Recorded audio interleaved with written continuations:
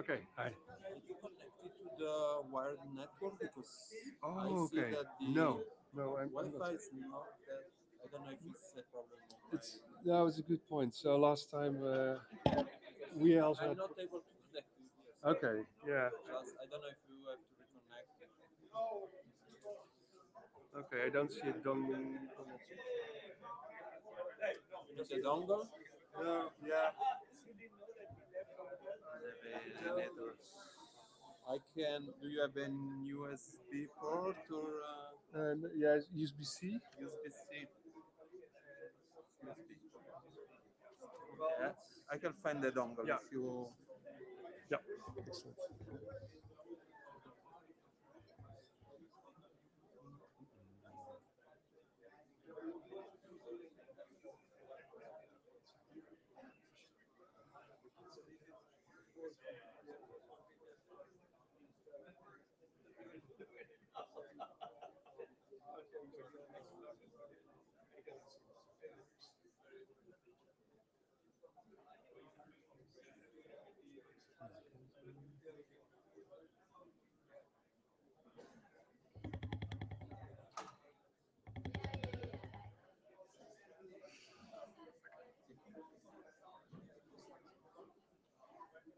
There we go.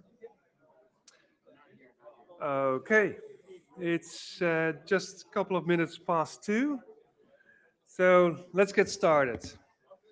So the procedures, first I go off a list, and I will ask a person to come up stage, and I'll also mention the second or the presentation after the current one, so you can already line up and be in the neighborhood, so you don't have to run to the podium, to the stage. Yeah. So I like to invite the first presenter at the hackathon. So it's about 3 minutes, 4 minutes presentations. We will set a counter. So you will see also in your presentation here on the screen a counter going back from 3 minutes to 0. Please try to stay within the given time. Um, and I also will call, well, and if time allows, I think there's some time for questions, but most of the time the presenters are using the full 3 minutes. Okay, so the first presentation is the TPM attest CSR. Yeah, is that in the room? Excellent. And after that one, so you can already come to the front, is the augmented by addition into the IETF. Jan. Yeah, so that's the next up. Excellent. Thanks. There we go. Right. Oh, this one. Yeah. Okay. It just.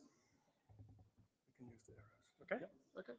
Excellent. Thanks. This one should be substantially shorter than 3 minutes.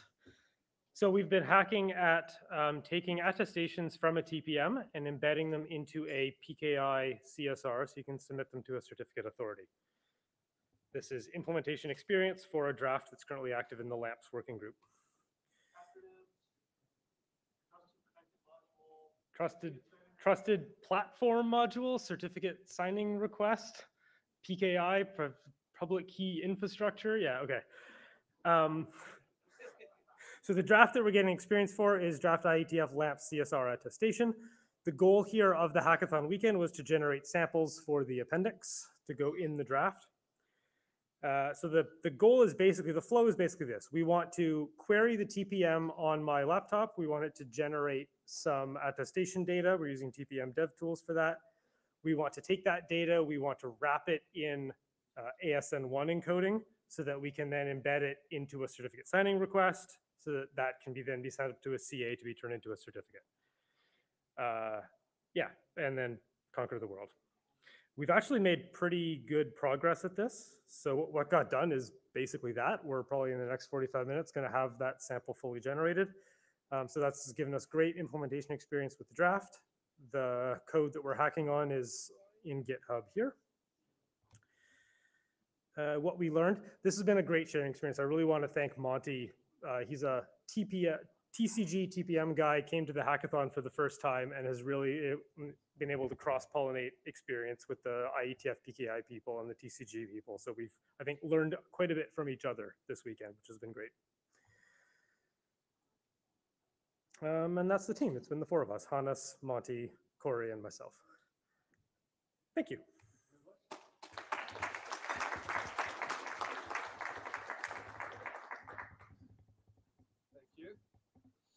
So I just heard that the next presentation is remote, so thank you.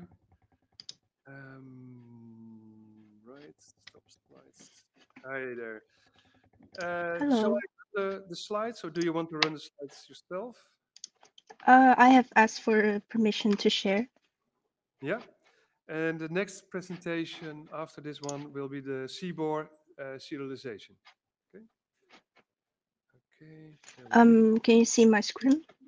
Yeah. Okay. Oh, so I share the slides, but I can give you control over. Okay. Yeah. Please. Yeah. There we go. Well,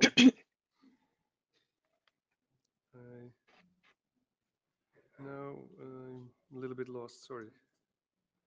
Here we go.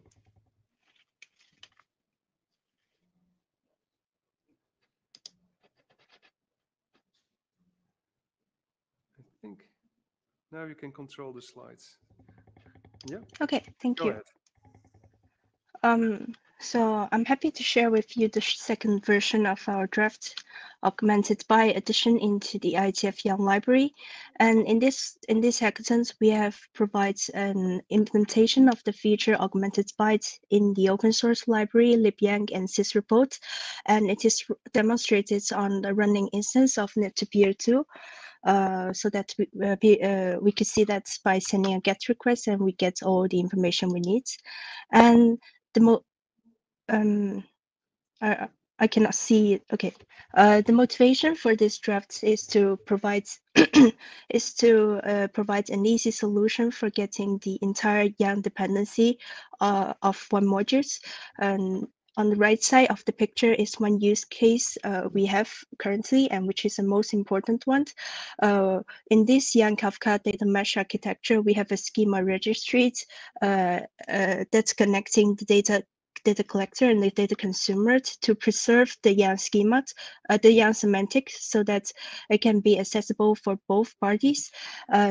And to do that, we need the entire YARN dependency, because the way how schema works are similar to how YARN dependency works. It's pointing to the other schemas that it is having relationship with too. And and therefore, we need to get not only the YARN module, but also the YARN dependencies modules in order to form such a schema registry. And that's the background. And before we have other solution for doing that, and the first one is the get all schema, and we have also to pass the first message, but they both are not very ideal for the current data real-time ingestion background, because the first one is way too time consuming, and the second one has missing dependencies possibility. And therefore, in this hackathon plans, we have implement this feature so that people could all try to run this. And this is our demo. And we can see that by sending a GET request with the X5 filters, we can directly get the augmented bytes elements under the module. And for example, for the IETF Young library, it will have the IETF Young library augmented bytes that is augmenting it. And also for the module states containers in the deprecated as a deprecated container in the IETF Young library defined in RFC 8525. It also had this list here, which has two keys. We also tested that this GET request could take 0.446 seconds, which greatly shrink the execution times, and that did improve the solutions. And with the link on the right side here. Thank you. Thank you very much. The presentation. Yeah. Great. Right, next one. It's also a remote presentation.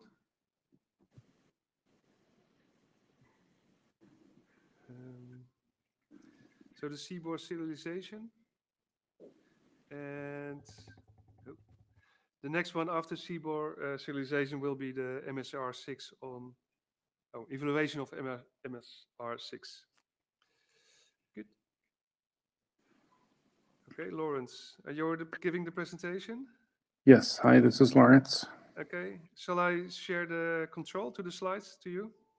Yeah, that's fine. I'm not sure I know how to use it, but I think otherwise I can run them for you, no problem. if you run them, I appreciate it. Only a few slides. I will run them. Yep. Great. Okay. Next slide, please. Yep. So CBOR serialization in CBOR has several different options to accommodate constrained use cases. This is in contrast to JSON, for which there is no variation. So for example, in CBOR, an array may be serialized in two ways, a length and then the array elements up to the length, or open the array elements, and then an indefinite length. So that's one example of the different CBOR serialization variations. There's also variations for integers, floating point numbers, strings, maps, and arrays. So some use cases require determinism. So next slide, please. So there's two drafts that are in the works here. One is CBOR CDE, or CBOR deterministic encoding, which is a more formal definition of deterministic format that was mentioned in RFC 8949. It gives rules such that the same input data produces exactly the same serialized CBOR bytes. So that's one new addition. Another is dCBOR, which is layered on top of CDE. Additionally, it unifies the number serialization across integers and floating point, and also allows some CBOR constructs that are particularly those that are not supported by JSON. It also requires rejection of non-conforming CBOR in the decoder. Next slide. So the Hackathon project was an implementation of these two drafts in QCBOR. It's not mainlined yet, but we got a pull request, and most of it's working. And there's some test vectors, particularly those for dCBOR that requires the conformance check, and there's the URL for those. And working with the dCBOR draft authors to formally publish those. That's it. Thank you. Thank you, Lawrence.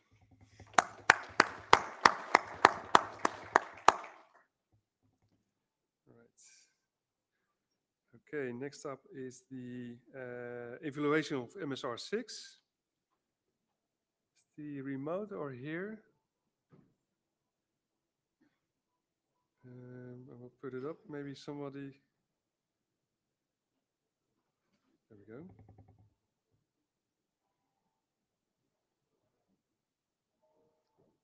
Okay, can someone raise his hand or remote or? Oh, sorry. There you are. Great.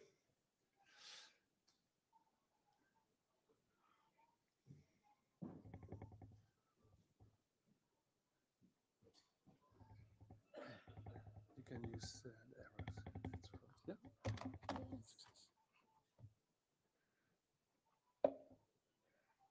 Hello everyone, I'm happy to share our project here. When we were looking for some solutions for IP multicast, we noticed some drafts of MSR6 and had some interest in them. So we implement them on our experimental network and provide a hardware evaluation of MSR6. So this slide shows our main works and some useful links. For the MSR6 TE and TE with RLB, use seeds in IPv6 expansion header to schedule multicast traffic, but the structure of seed is designed differently. Here you can see, and for the work, we first implement these two solutions on hardware using the P4 language, and then we conduct hardware emulations based on a testbed with 5 hardware P4 switches on CINI. So this slide shows the topology. The topology was constructed using P4 switches as the ingress transit and egress nodes in MSR domain. And here you can see the detailed information of our topology deployment. And firstly, regarding to the hardware resources usage of MSR6TE, this column shows the resource occupancy rate is not high, and the P4 program used in this project only used 4 of the 12 stages. So it can be considered that this program will not bring a bottleneck on hardware resources. And then we conducted time delay measurements. We use the time step function in P4 to measure delay. For the encapsulation delay ingress node, the data shows like here. And for clone and the forward delay on transit nodes, the data shows in table 2 and 3. So it can be seen that compared to delay of IPv6, MSR6TE brings less than 30 nanoseconds increase in process delay, while MSR6TE with RLB brings about 60 nanosecond increase. So in actual network environment, the increment can be considered to have little influence. And for the stability test, a total of 5,000 packets were sent, and the difference between the sending interval and the receiving interval was calculated. And on the right, we set a value to further measure stability. So both simulation results indicate that when the long delay link is involved, the turbulence of the interval between sending time and receiving time rises, but the rate of increase is acceptable. So the system is considered to be a good stability. And that's all. Thank you for listening. If you have any puzzles, just contact us. Thank you.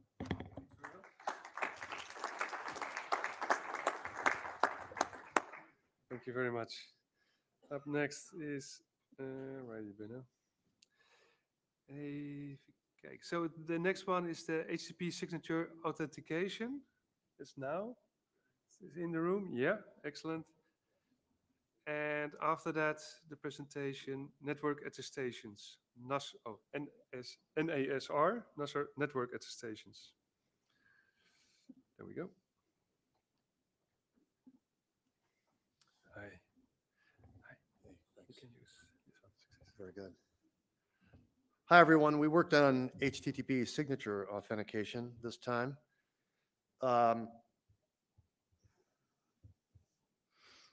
Maybe not. Okay, I tried. That way. Very good. Okay, perfect.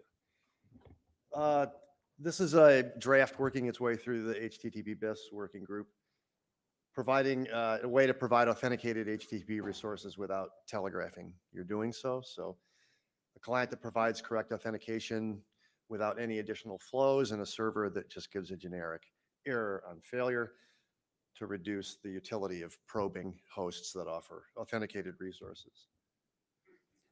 This is our first interoperability test. We had the first implementation 2 years ago exactly, but this is the first interoperability tests with a couple of new implementations just coming on board. In fact, 3 server and 2 client at the very last minute. So early work. There are 2 implementations from Guardian project, one that has a reverse proxy in the middle and one that does not, and server and client in Go from Belgium, and then David Skenazy's implementation in Google Quiche. We have a couple of publicly available access points, And on the Guardian project version, you can upload your key so that your own key, so you can attempt this with your own client if you want to build one, and several other options there, both one secure, one unsecure on purpose, with a lot of error messages that pop up for testing. We had good success. The cases not tested are because Francois, who operates the server, is in a different time zone than we are, so he wasn't awake to add our keys to his server, so we didn't test those, but everything else was a success. We felt pretty good about that, but it was a limited test, and we didn't try all the possible failure cases, nor all the cases of different versions of HTTP. On this work overall, there are a little bit bothersome practicalities of fitting this into existing protocol stacks. So we have a little bit of work to do on that. Going forward, I just want to thank my teammate Abel and Francois Michel from Belgium for his effort in this last few weeks here getting this going. I'd also like to thank David and Jonathan for helping to really push this through the working group, and the Public Interest Technology Group for funding my participation here. And thank you all.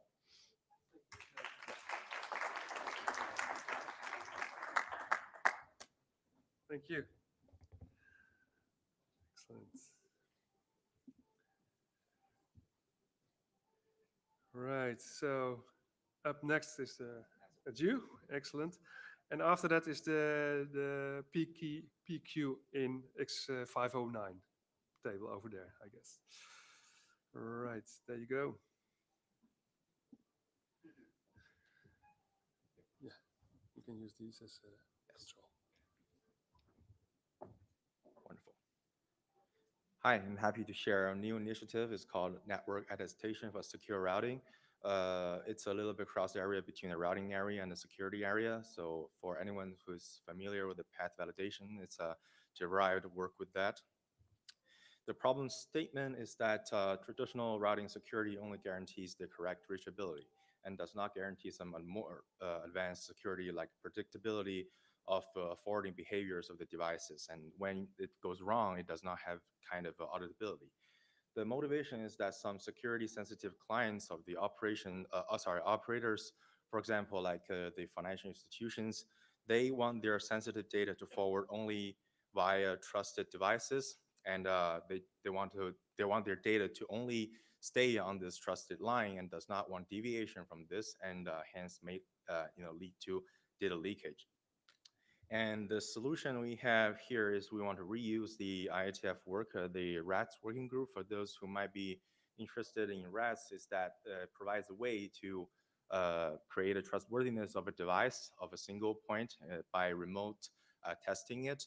And then what we are going to do is that we kind of expand this single point of trust into a path level of trust by connecting them. So we orchestrate a path that consists only of trusted devices, trusted operation environments, and trusted services. And then we connect them by designing a dedicated packet like a dial test. It collects and traverses this path and collects all the security proofs or attestation results, whatever you call it, and then you produce like a path level security proof. And this is the attestation evidence or result of this path. And then after this path is committed or is constructed, then we are using it, and then we can verify the actual forwarding complies with the above attestation. This is done by proof of transit. We can either do it like in situ way, or we can do it like out of band, like a management plan. And here what we've done is that we have a team, we have an initiative that we already seek working group formation BOF. We have a mailing list sponsored by the RTG area directors. We have decent discussions. You are welcome to subscribe to the list. We have a few documents like terminology and use case requirements. Actually, we are actively designing the charter and the architecture for now. And we have a site meeting. We have a demo code in the GitHub. What we're looking for is that we seek collaboration to the formation of a new working group. Here we have, our plan is to have a site meeting in the 119 and have a non-working group forming BOF at the 120 and have a working group forming BOF afterwards. In here, we list a few materials and information in here in case you are looking for it. It's here in the GitHub repository. And you're highly welcome to join another site meeting at the Wednesday 6:30 to 8 p.m. That's in the big room. And for anyone who we're still looking for both co-proponents and design team people. And for contact, please come to the co-proponents for now. That's me, Peter, and Diego from Telefonica, and CMCC Mei. Thanks.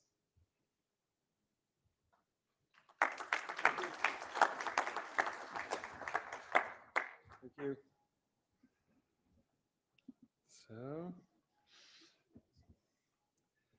So up on next indeed the post-quantum table. And after that is the Sava and anti-DDoS presentation. Go. Okay. Hello again. I'm here presenting my second hackathon project of the weekend, representing the post-quantum in X509, post-quantum cryptography in X509 group. This group has presented before. We've been running for quite a number of hackathons. I'll start by saying that this is work that's sort of split between IETF and NIST. We're in some weird way cooperating under the NIST NCCOE migration to post-quantum cryptography project. There's a strong amount of cross-referencing going on here. This group has been running as a hackathon group since IETF 115. We've been running interim hackathons between each of the official hackathons. We run a monthly 1-hour meeting. So this is really a quite active hackathon group. We're building up quite a robust repository of test artifacts. We're working on a large number of drafts. I think there's a dozen listed here, and there may be more that people at the table have worked at that I'm not aware of this weekend. Basically, it covers anything post-quantum with anything certificates, including migration mechanisms, therefore. So what got done specifically this weekend? So since the last IETF, we've been working to put in the new implementations of the NIST primitives, MLDSA, SLHDSA, that should be, and MLChem from dilithium, Sphinx Plus, and Kyber, the slight changes there. We're up to 4 unique algorithm implementations from different proprietary and open source implementations. We've got test artifact formats that have been evolving. We've added CMS-based artifacts to test the encryption primitives. You need content to encrypt in order to test the encryption primitives, so we've been using CMS messages. We had a submission for ntrue artifacts. We're continuing to test CMP, and we're continuing to maintain an OID mapping table for all this experimental stuff. Yeah, well, I'm running out of time here. I'm gonna speed up a bit. So what got done? We're starting to test composite chem implementations. We're starting to test the composite signatures v13, which is a new version overhaul of that draft since Prague. We have several open and closed source implementations of those. We're testing the multi-auth certificate binding. We're testing the discovery version of that. And we're continuing to evolve new PQ migration mechanisms. So here's a sample of the OID table that this hackathon group maintains, which has been cross-referenced by quite a number of other organizations beyond IETF. Several pages of OID mapping tables. And we're starting to build out, or we're continuing to build out compatibility matrices. So across the rows is all of the post-quantum algorithms under test, and across the columns is all of the contributors to this hackathon who are cross-testing each other's artifacts. Yeah, so this is quite a large hackathon team. It's been going for well over a year. We have a few first-timers this time. Thank you very much for your contributions. And the next steps are there. We'll continue to meet with our interims between now and Vancouver. Thank you.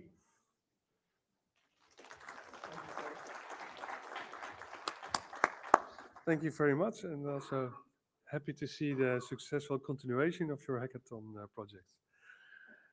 Next was the Savi, I think. Let's see, Savi anti-DDoS. Hi, excellent. And after that, it's the SAF Open Playground presentation. All right. Yeah. Thank you. Good afternoon. I'm Horan. I'm glad to share SAF-based anti-DDoS architecture here, and I've tried my best to make it clear and hope you enjoy it. Let's get started. with the development of the associated address validation architecture, we want to use the technology to solve some DDoS problems. And you can get more information via this website. And as for the running code, we plan to make an implementation of each component of the safety architecture and design an experiment to simulate the working process of sub-D, and then we will demonstrate the effectiveness of the sub-D architecture in addressing DDoS reflection application attacks. While we go down that, we have designed a sub-D architecture, and at first, the sub devices identify the report forged source address packages, and based on the controlled information, collected information, the sub-D controller identifies security intelligence. The security intelligence can be distributed through the sub-D controller, benefiting the entire network. And in our running code, we go on experiment like this. First, attacker controls the Rumby host to send requests to the DNA server, which will be amplified and reflected to the victim. At the meantime, the sub devices will report proof source address information to sub controller near the source of the attack, and then and it will be blocked as router 2 first, and sub controller will detect DDoS attack using the reported information and generate filtering rules and send the filtering rules to the chosen devices. After that, the chosen devices will issue the filtering rules to block the attacked traffic. As we can see in this chart, this is our experiment. There are 4 stages of the attack. In the first stage, the information uploading instead of direct dropping from router 2, and at the point of 2, the DDoS attacks are detected by sub-D controller and blocked at R2 first. And during the third stage, the sub-D controller is selecting the device which will receive the filtering rules. And at the point of 4, the router 6 will receive the filtering rules and execute blocking. As a result, normal traffic will returns to normal levels. And what we have learned is that sub-D acts like a defense amplifier, and its goal is to block attack flows as close to the source as possible. And during the incremental sub-deployment, information uploading instead of direct dropping can help collect more threatened intelligence. The next step, because this is our first time to participate in the IETF Hackathon, and if you are interested, and you can join us, communicate with us, and further promote the standards. Thank you.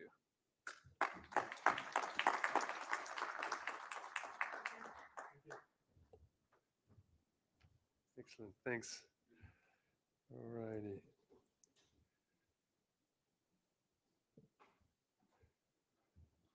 Right, so yeah, the open playground. And next up is the semantic metadata annotation. Right. There you go. Select. You can use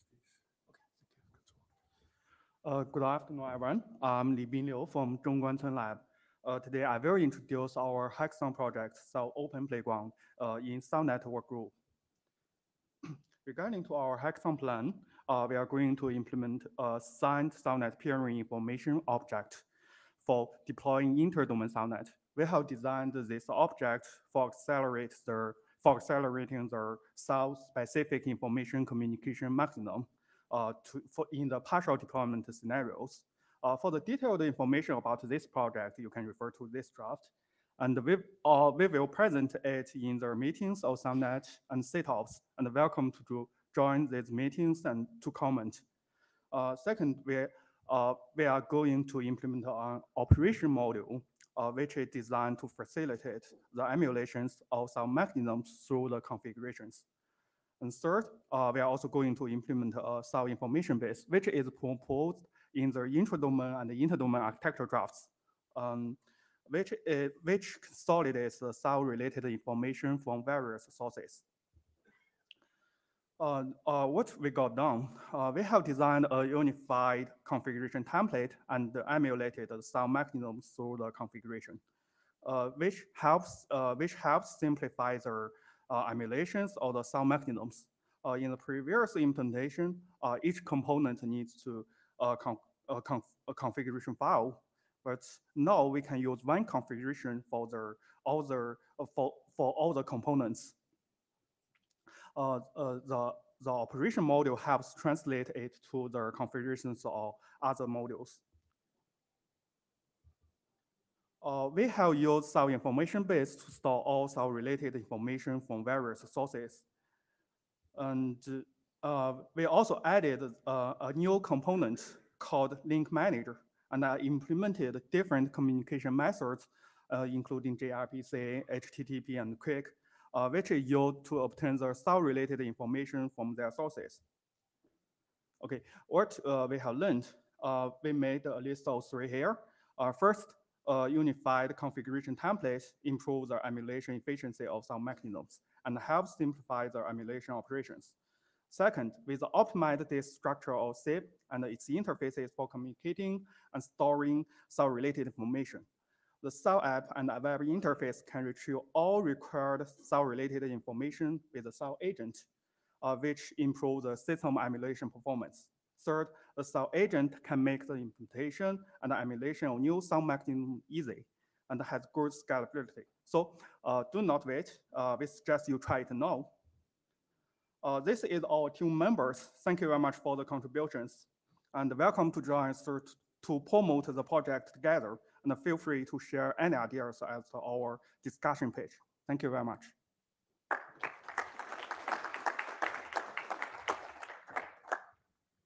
Thank you.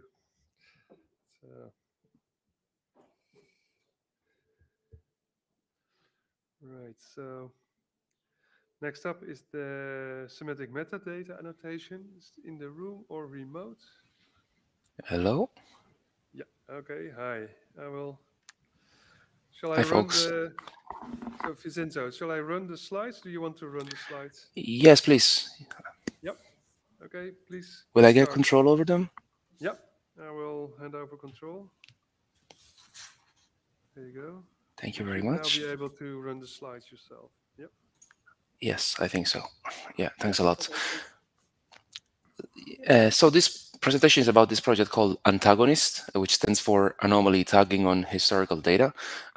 It's related to these 2 drafts which we're going to present tomorrow at the NMOP working group. And this is very much about network anomaly detection. So the problem of network anomaly detection is really about enabling operators to understand with a very high accuracy when something in the network is not working as expected or as it should.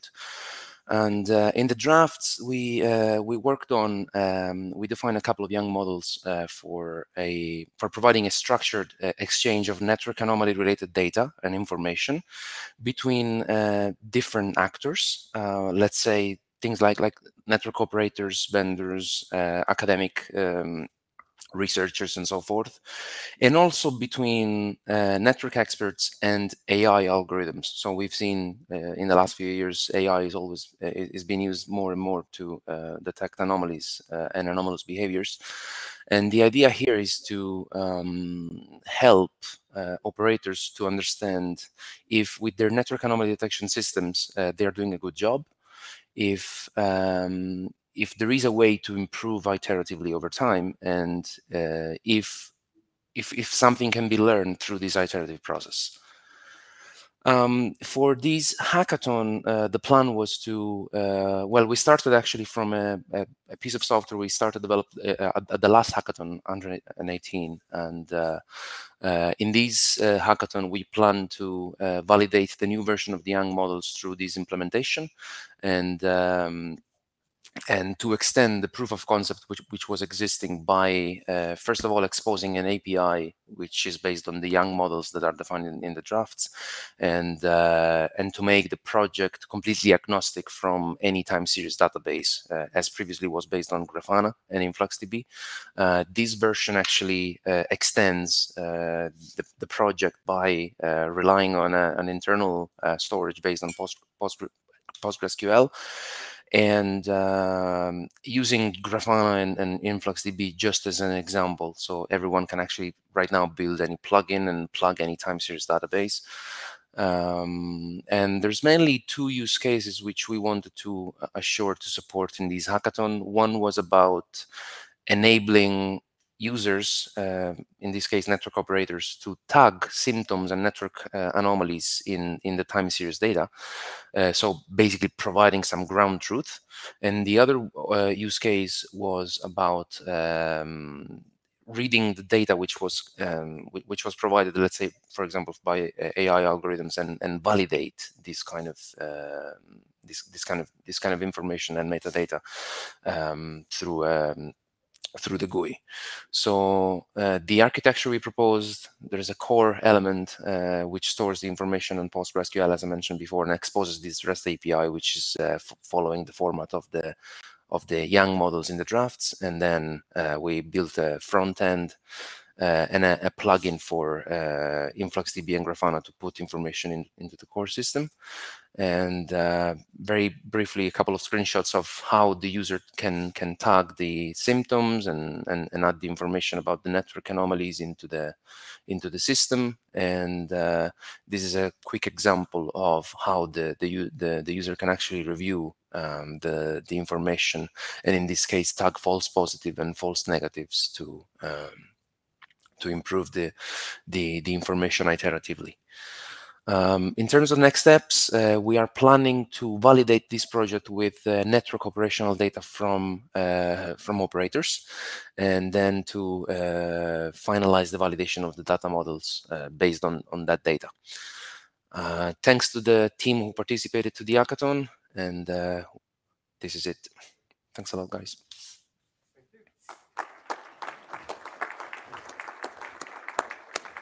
Thank you very much. Right. Okay, so next one is the extended young data model for DOTS syndrome. Excellent, thank you. And after that, it's the validate young push publisher.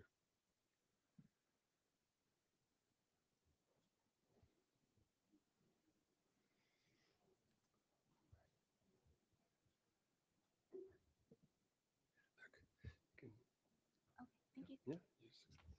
Yeah. Hello. Thank you. Hello, everyone. This is Lin Zhou from Beijing Zhongguancun Laboratory.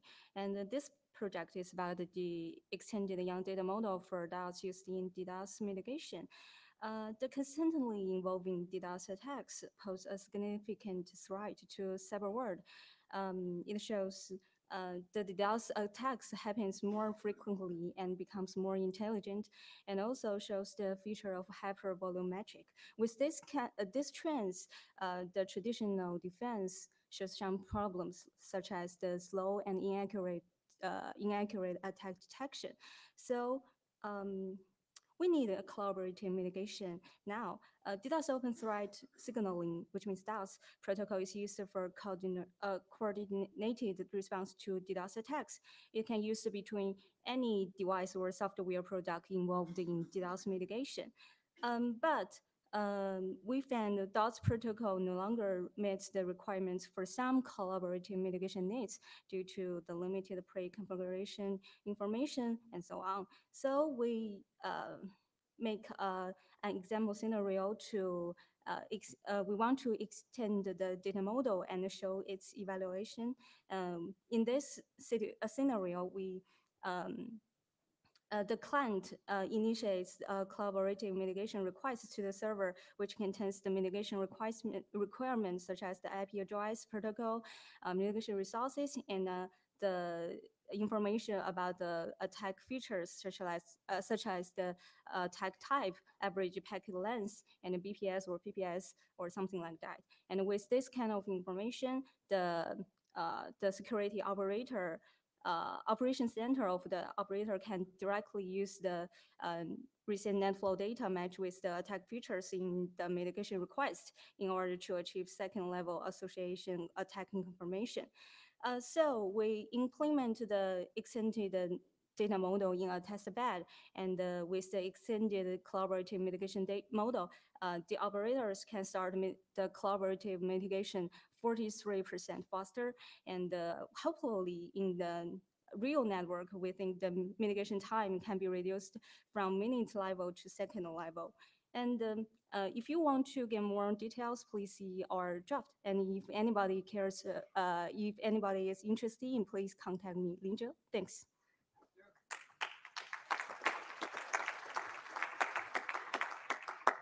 Thank you very much.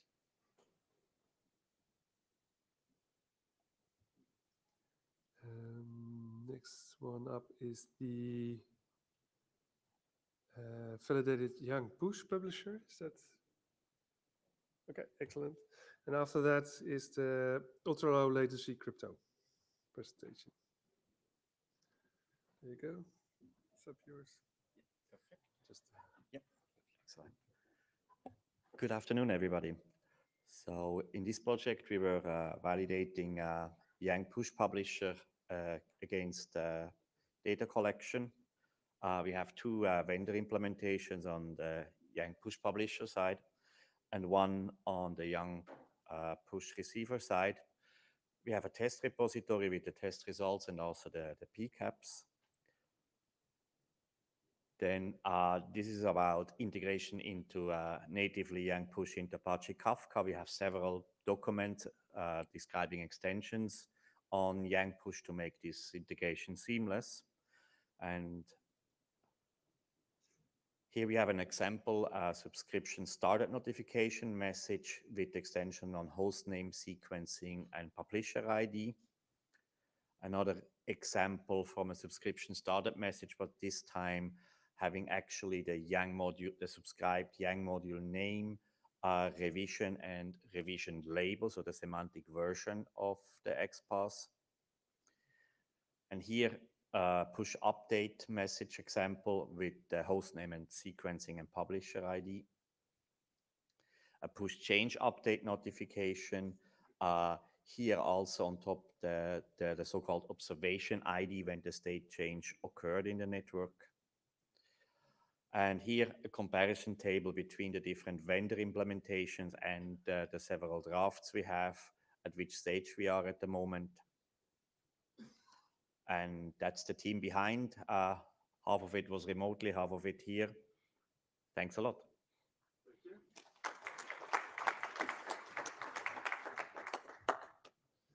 Thank you. Right.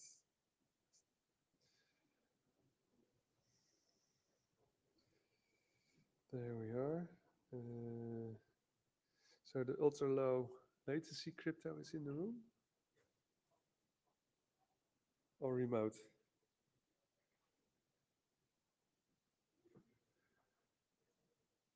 Let's see if it's remote. Okay. Oh, yeah. Excellent.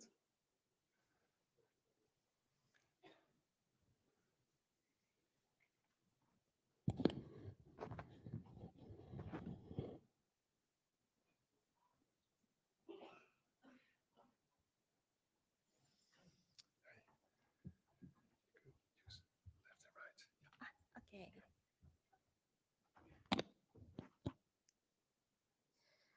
Hi everyone, I'm Yumi Sakemi from GMO Cybersecurity by ELI. I will talk about our hackathon project titled Ultra Low Latency Crypto Arayon. Arayon is a secure and low latency cryptographic computation, and it is based on AES instructions such as AES and I on Intel chip. And as a feature of Arayon, Arayon can be applied to encryption and hashing. And we think the use case of Arayon, it can be useful for the esports, remote surgery, and satellite communication because this use case requires secure and real-time communications. Next is our hackathon plan. In the current status on cryptographic primitives, Arayon has two functions that authenticated encryption and hashing, but only authenticated encryption function is implemented in reference codes. So in this hackathon, our goal is to add a hashing function on Arayon algorithm. As a result, we successfully added Arayon hashing to the reference code. And we plan to release the hackathon result as open source software soon. This slide shows the next step, and we have a lot of tasks. And especially, we need volunteers to implement independent implementation. So if you are interested in our project, please contact us. That's all. Thank you for your attention.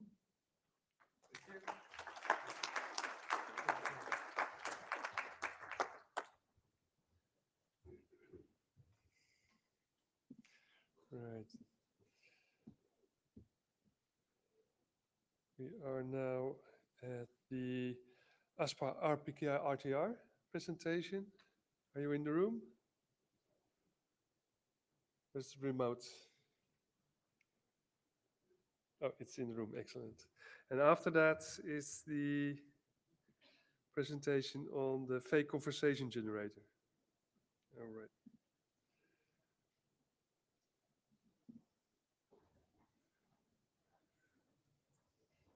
Hi.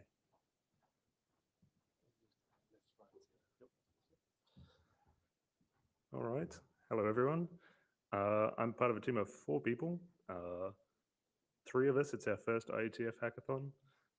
And we split up into 2 different groups, I suppose, because only half of us wanted to work in Perl, and the other half would rather use Rust. So I'll present first for the Perl side, which was not me, but I have some notes here. They were working on RPKI RTR. So RPKI is resource public key infrastructure. The resource there is for IP numbers, autonomous system numbers, that kind of thing. And RTR is a protocol for routers to receive information from RPKI validators. And then they use that to decide which routes that they actually accept or reject as part of their routing table. So for RTR, there are 3 versions. There's version 0, version 1, and the third version, version 2, which is still in draft status. So the work today and yesterday has been on a Perl server and client. We added support for origin validation and version 0 support because there was already version 1 and 2. Version negotiation support because there was some recent developments on that. Client recovery from server-side data loss, server support for multiple simultaneous clients, and there was some interop testing done against some other libraries. Next steps will be even more interop testing, client support for multiple servers, and being able to merge multiple AS or ASPA objects together. ASPA being one of the new parts that's most interesting from version 2, which we use to validate AS paths. And there'll be some issues to report back to the working group found from working with the draft. On the Rust side, we implemented AS path verification based on ASPA, which comes from the draft there. We did that as a proof of concept, and we found the logic was easy to implement using the draft text as a reference. And we'll formalize some feedback to give back as improvements to the draft text.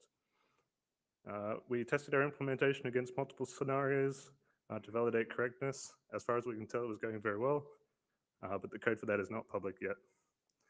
We did a quick fun project with this where we used a library to pull real aspers from Routinator, and we pulled AS paths from one of the ripe Reese collectors, and we did a big validation on everything using the downstream algorithm. We found lots of valid paths, only a few invalid paths, and the rest is all unknown because we only had 52 aspers to test with, which isn't that many. Anyway, thank you all for your time. That's all we got.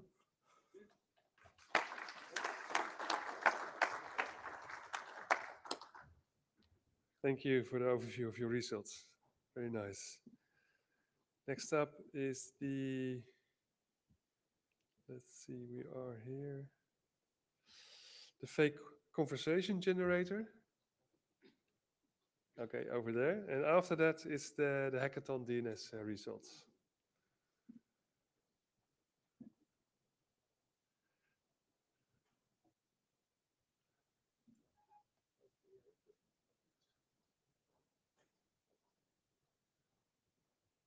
Hi, you're welcome. Left, right. Thank you. Yeah. I apologize in advance for all the color you're about to see. Happy St. Patrick's Day. So this is a part of the VCon effort. It's a meta hackathon problem. So what we did this time was to make a fake conversation generator. So basically, the problem is that in a week, we're having another hackathon for VCons. We've got a couple dozen people working on them. And the thing on this hackathon is to identify and redact personal information in conversations using the VCon format. The problem with that is we need to actually have conversations that have personal information in them to give to the participants that aren't actually PII. So that's what we did today. So if you're unfamiliar with VCons, really quickly, they carry conversations across networks, so you can keep the data safe, and you can have a nice set of a toolkit to guarantee the integrity, have data minimization, really treat that data right. So, and you also see here that there's a bunch of places inside the VCon where personal information might hide, not just the parties, not just the transcripts, but maybe even inside the media of the conversations that's been recorded. So the plan was pick some fake names and then pick a random business. So we got 20 different random businesses and pick a random problem like shipping, billing, delivery, bad quality, harassment, and then pick a random emotion. I picked ennui, but like anger, frustration, happiness, giddiness. And we asked an LLM, okay, with all those things being true, fake a conversation. So we've got 100 people being angry at the bike store for not paying them right. Okay, and so after we made that transcript, we had a TTS engine make an MPEG file of that conversation. We used OpenAI; it sounded great. And then we used that to make the VCon and upload it to S3. Long story short, it worked. So here's one of our screenshots of that conversation. And so the features are it can generate these fake conversations really quickly. It uses a text-to-speech engine and generates these VCon files that we can use for testing and analysis. One last thing you can too. So the generator for the VCons is up in the VCon directory. We can put that up in the IETF GitHub as well. And the fake VCons we generated are also up there for your hacking privileges. And then finally, as we were sitting here, we put the actual application itself on Streamlit, so you can make your own fake VCons at your own desk one day if you want. So that's it. Thanks so much.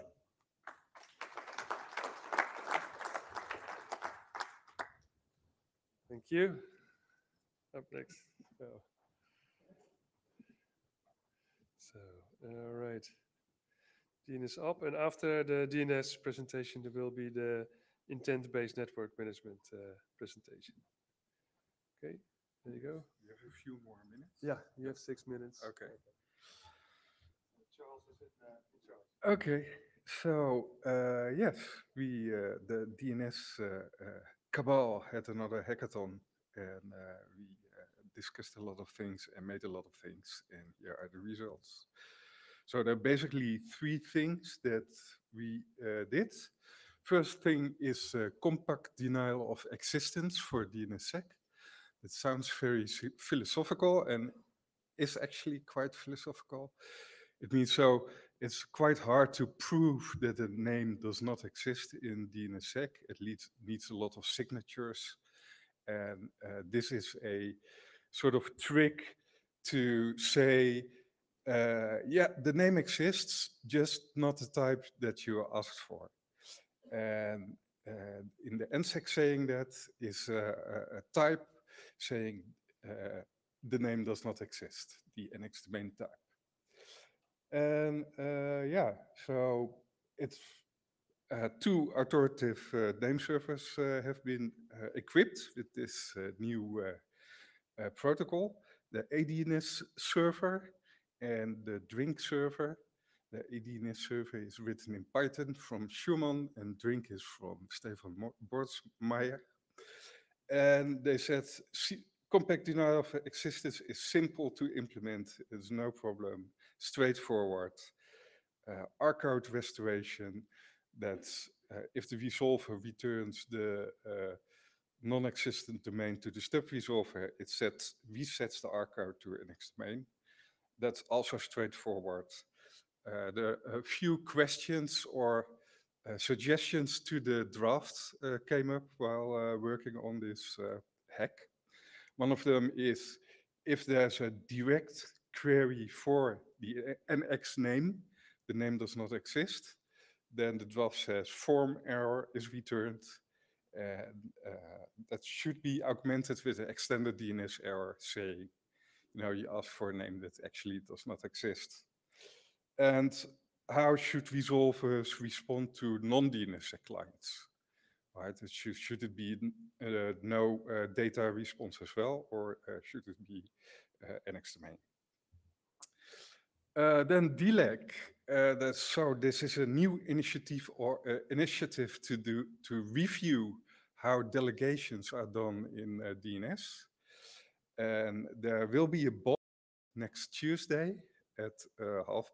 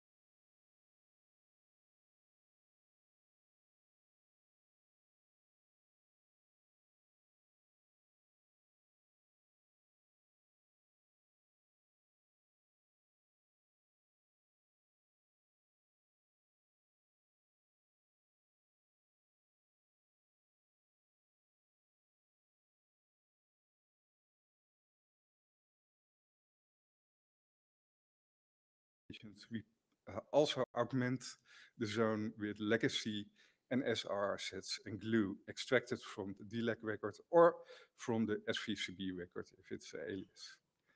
Now I'll pass the word to Johan. Yes. So this is another DNS project. We are trying to fully automate the synchronization of delegation information between the child zone and the parent zone. And this is based on several active drafts. We have the core thing in what we're doing is that we have a proposal for how to locate where to send the update, regardless of whether the update is a notification or a dynamic update or an API call or whatever. We banged on a lot of bits in an authoritative name server. We implemented stuff, and we have things that are sort of partially working. Most of the difficult stuff is done, but we don't have a really working setup yet. So it's getting closer, but it's not quite done. We've learned a lot. In particular, we learned a lot of what is one of the things we haven't solved before, which is how to bootstrap the unsigned case, because that's an important part of this, that we want to automate delegation synchronization, both for signed children and for unsigned children. And the unsigned case is obviously more difficult because you don't have a DNS signature chain to work from. But we're getting closer with that one also. We will continue to work with this after the hackathon and also probably on the next IETF. Thank you.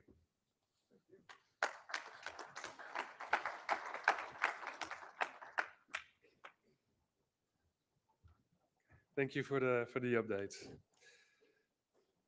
Right, so up next is where are we now?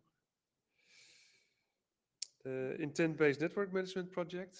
Is that in the room? Yeah, excellent. And after that, we will have that's the last presentation for today already. Okay, so you have another hour, I guess. Success. No, sorry. There we go. Okay. So this is the last presentation for this afternoon. Left, right. Okay. Hello, this is Jeong Peol. Today I will introduce our activity about mobile object network management. So I am champion Jeong Peol. Okay. So this is the poster. Basically, this hackathon project, we try to show the feasibility of a mobile object like the vehicle, drone, etc. So, okay, let me move on. So this is our playground, the vehicular networks, okay, containing a mobile object, okay, like software-defined vehicle SDVs. Nowadays, the software-defined vehicle is very popular. This is just a vehicle, terrestrial vehicle, also maybe an aerial vehicle like a drone, unmanned aerial vehicle, something like that. So basically, SDV, they can talk to each other using a V2X, V2V, or V2I. The problem is the vehicle itself contains an in-vehicle network. So our goal is try to configure network and the security application services like navigator or driving safety for SDV vehicle. This is our test bed for IBM, intent-based networks. MONM stands for Mobile Object Network Management for SDV. So you can see basically left hand up, we have IBM user. It is a administrator, gives some intent for network and security application services, configurations. So that intent is encoded using YAML over netcomp-YAM XML file. And then that file delivered to IBM, the intent translation engine is called the cloud translator or intent translator. So basically it translates in the specific network security application configuration based on YAML or XML or JSON. So that intent translated the policy delivered to our case, a 5G network is considered. So network exposure function received, and then it delivered like the policy control function, and the policy control function send this information to AMF, SNF, or something like that. Eventually, this one connected to a virtual cloud, and the virtual cloud configure network and security application for you can see mobile object like a vehicle and drone, something like that. So this time we set up based on free 5GC. This is for the 5G core and the radio access network LAN. So we configure the Kubernetes and the pre 5GC, and also the vehicle simulator for the user equipment. Oh, time is okay. I'll try to. So this is the framework for our the IBM-based MOM for SDB. So basically, up is the cloud, down is SDB. So basically, we try to make some framework and interfaces for this IBM-based MOM. So this time, we demonstrated the communication part first. The next time, we try to set up framework interfaces, okay? So we use the three draft here. The one is the OPSA working group. We submitted the individual draft. The second one is NMRG. And the third one is content individual. So we try to consolidate this one for intent-based network management. So what we achieved this time, so we learned the main concept of free 5GC for 5G network. And also we learned how to set up configuration for intent-based network and security configuration. So based on this one, we implement and tested. You can visit this link. We can show the video clip. And also this is an open source project. So you can access this GitHub. Conclusion, we set up basic network configuration, but next time 120. So we'll make a V2X scenario and the IBM-based network management for mobile object. Thank you for your attention.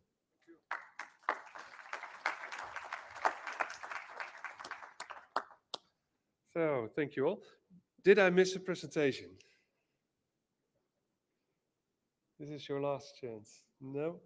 Okay, I think we are done for today. Thank you very much for your work this weekend and your presentations. Tomorrow afternoon at 6:30, there's the Hack Demo Happy Hour.